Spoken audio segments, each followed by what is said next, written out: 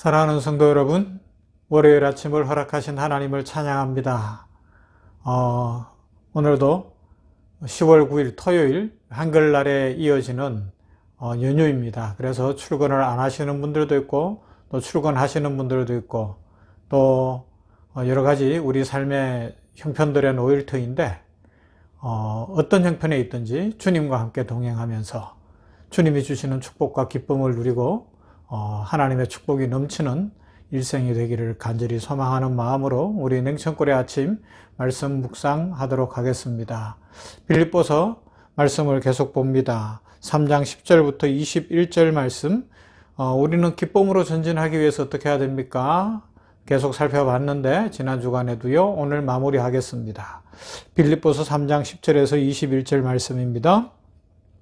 내가 그리스도와 그 부활의 권능과 그 고난의 참여함을 알고자 하여 그의 죽으심을 본받아 어떻게 해서든지 죽은 자 가운데서 부활에 이르려 하노니 내가 이미 얻었다 함도 아니요 온전히 이루었다 함도 아니라 오직 내가 그리스도 예수께 잡힌 바 된 그것을 잡으려고 달려가노라.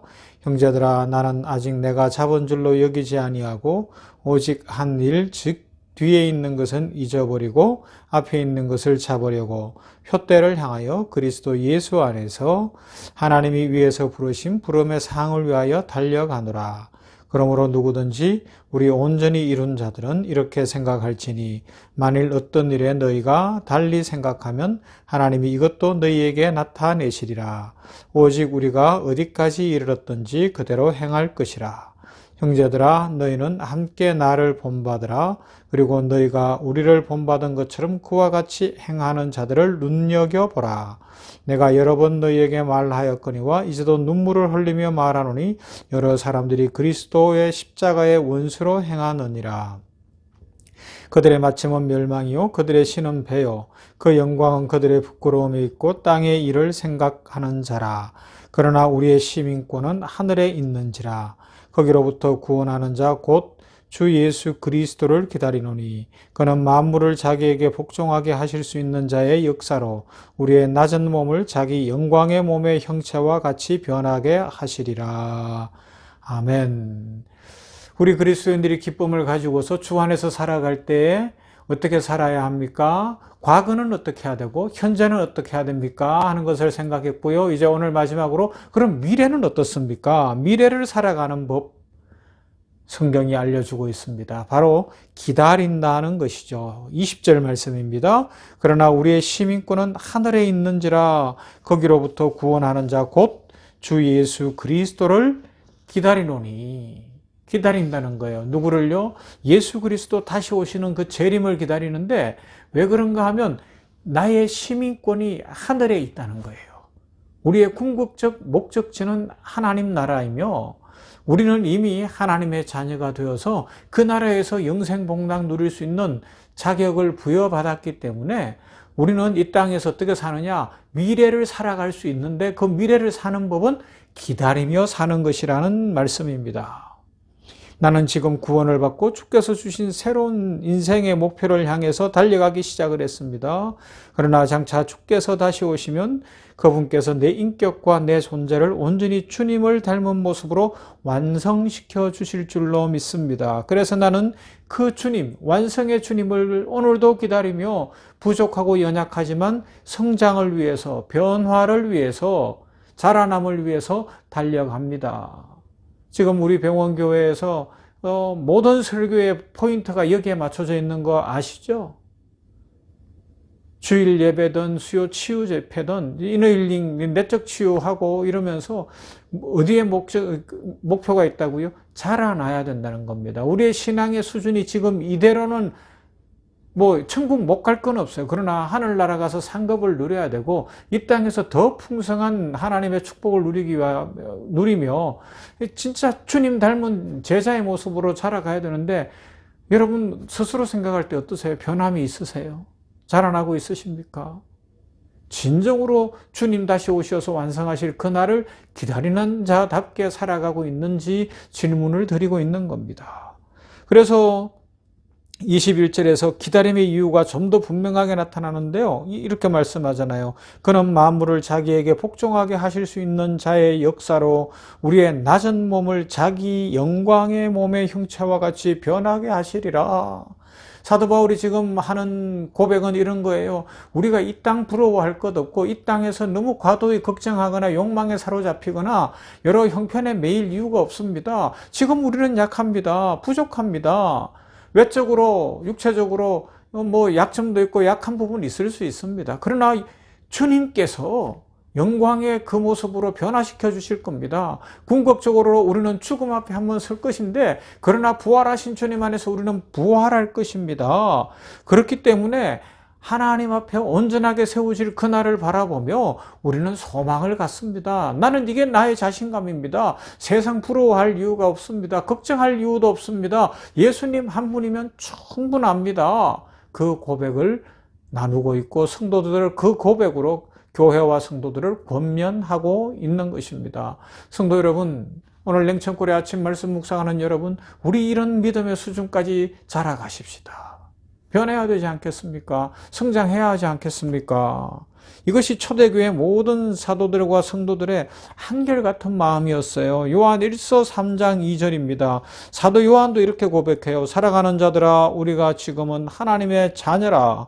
장래에 어떻게 될는지 아직 나타나지 아니하였으나 그가 나타나시면 우리가 그와 같을 줄 아는 것은 그가 나타나시면 우리가 그와 같을 줄 아는 것은 그의 참모습 그대로 볼 것이기 때문이니 이것이 소망이었어요. 믿음이었어요. 확신의 근거였어요. 주님이 다시 오시면 그와 같아질 것입니다. 하나님의 자녀로서 장차 우리가 어떤 모습으로 완성되어 주님 앞에 설 것인지 아직은 나타나지 아니하였으나 그리스도께서 재림하시게 되면 우리 모두는 그 영광스러운 부활의 모습, 주님의 모습을 대면하여 볼 수 있는 영광스러운 모습으로 변화될 것을 확신하고 그것이 소망이었습니다. 사랑하는 성도 여러분, 이것보다 더 큰 소망과 축복이 없습니다. 우리같이 연약한 존재를 주께서 완성시켜 주시고 주께서 가장 아름답게 만들어 주십니다. 그래서 기다린다는 것을 좀 더 생각해 보십시다.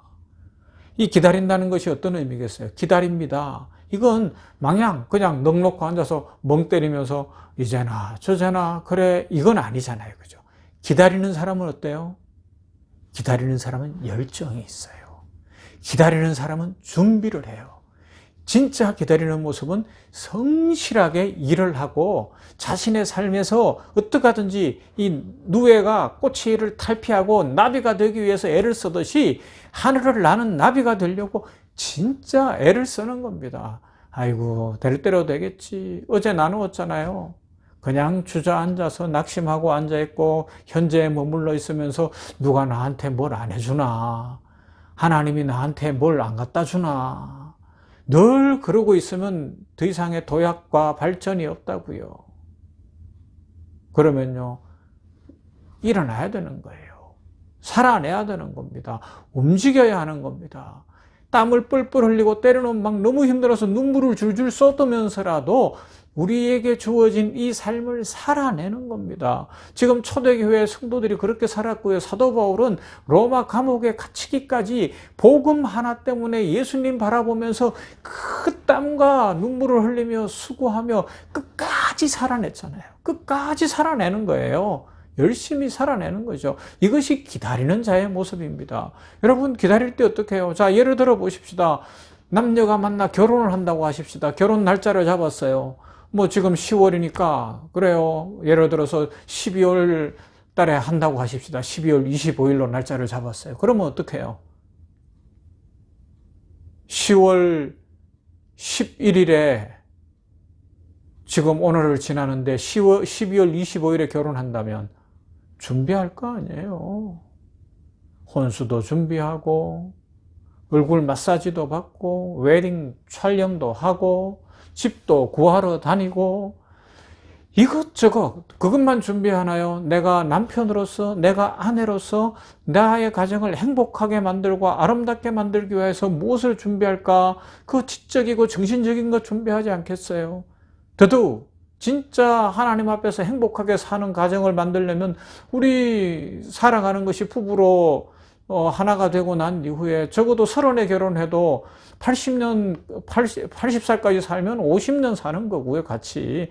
90살까지 살면 60년 살기 때문에 그 세월 동안 살아내기 위해서 어떻게 해야 되는 거예요? 하나님의 말씀을 묵상하고 더 많이 기도하며, 하나님, 이제 제가 2달 후면 결혼하는데 12월 25일에 결혼하기로 했는데 저의 가정에 복을 주시기를 원합니다. 기도하지 않겠습니까? 그리고요, 일어나서 가정을 위해서 건강하게 살기 위해서 운동도 할 것이고, 뭐 진짜 모든 노력을 다 할 거예요. 이게 기다리는 자의 모습이라는 겁니다. 여러분, 주님을 기다리십니까? 그러면 지금 현재 자리에 앉아 있으면 안 됩니다.